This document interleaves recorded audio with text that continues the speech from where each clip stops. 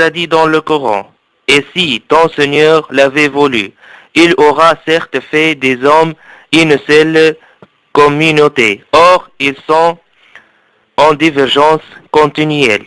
Le musulman accepte sans difficulté que certains aient des croyances religieuses différentes des siennes. Et il sait qu'il est impossible que la différence disparaisse de cette terre. C'est pourquoi il coexiste naturellement avec les autres.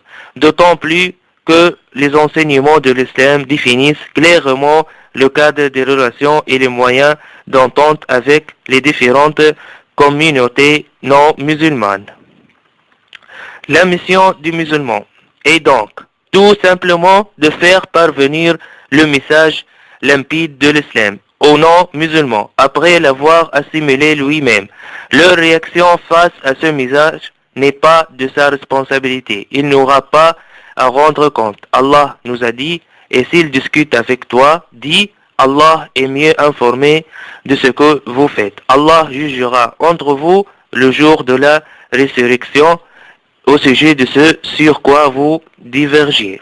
Allah dit aussi, et nous ne t'avons envoyé que comme une miséricorde pour les mondes. Ici, la miséricorde n'est donc pas réservée aux musulmans, elle est octroyée à tous les êtres humains, quelle que soit leur religion. Au sujet de la connaissance d'autrui, Allah a dit, ô être humain, nous vous avons créé d'un mâle et d'une femelle, et nous vous avons répartis en nations et en tribus, pour que vous vous connaissiez les uns les autres. Là aussi, la connaissance mutuelle n'est pas réservée à un groupe humain en particulier, mais concerne toutes les nations et les tribus.